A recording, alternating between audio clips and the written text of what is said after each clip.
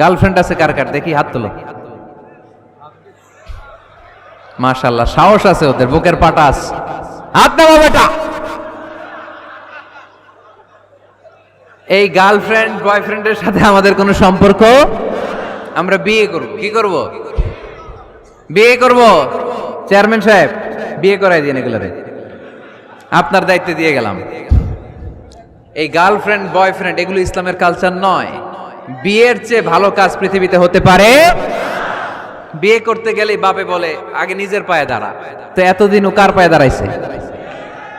ছেলে মেয়েদেরকে সাহস দেন, ছেলেও পড়বে। ওই যে একজন চিল্লান দিয়ে উঠছে, ওর কমন পড়ছে, কমন পড়ছে। মাশাআল্লাহ। গার্ডিয়ানরা যারা আছেন ওদের দুঃখ কষ্ট একটু বুঝছেন আপনারা, মিলাই দিয়েন ওদেরকে, বিয়ের পিড়িতে বসায় দিয়েন। বিয়েতে কল্যাণ, বিয়েতে বরকত। বিয়ের মতো ভালো কাজ হতে পারে না। সব নবীরা বিয়ে করেছেন। আর নিকাহ মিন সুন্নতি, বিয়ে আমার সুন্নাত। ফামান রাগিবা আন সুন্নতি ফালাইসা মিন্নি, যে আমার সুন্নতকে ভালোবাসে না সে আমার উম্মত হতে পারে না। বিয়েটাকে সহজ করে দেন। যেই সমাজে বিয়ে সহজ ওই সমাজে জিনা কঠিন, তাই না? যেই সমাজে জিনা সহজ ওই সমাজে বিয়ে কঠিন। আমাদের সমাজে জিনা করা সহজ, বিয়ে করতে লাগে 10 লাখ, জিনা করতে লাগে 1000, ঠিক কি না?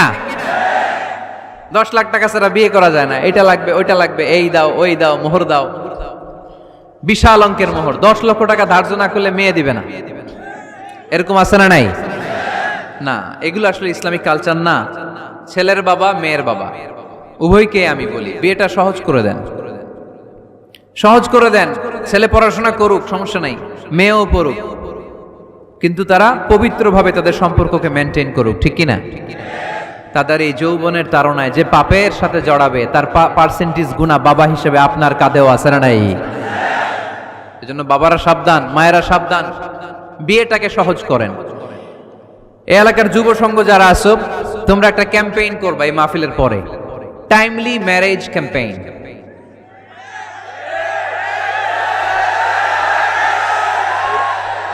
Timely marriage campaign. সময় মতো বিয়ে দিতে হবে, দেরি করা যাবে। বাপ মা বুঝে না, একজনকে হুজুর আব্বাই বুঝে না। গার্ডিয়ান যারা আছেন একটু সদয় হন।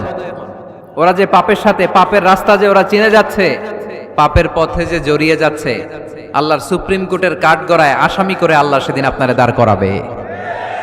আল্লাযীনা হুম লিফুরুজিহিম হাফিজুন, দে গার্ড देयर প্রাইভেটস। মুকদ্দামাতুল হারামে হারাম, এট এ গ্ল্যান্স। একটা নারীর দিকে চোখ পড়ে যাওয়া এটা হারাম না, কিন্তু এই চোখ পড়ার কারণে এটা জেনার দিকে নিয়ে যাবে, এজন্য এটাকেও হারাম করেছে কে? মুকদ্দামাতুল হারামে হারাম। এই নজরটা বড় খারাপ। আর নাযার সাহামুন মাসমুমুন মিন সিহামি ইবলিস। এই নজর হচ্ছে শয়তানের বিষ মাখানো তীরের মধ্য থেকে একটা ভয়ঙ্কর তীর। এই তীর দিয়ে শয়তান যুবক আর যুবতীদেরকে কাবু করে ফেলে। আমরা শয়তানের হাতে ধরা দিতে চাই না, আমরা বিয়ের মতো পবিত্র বন্ধনে আবদ্ধ হতে চাই, ঠিক কি না?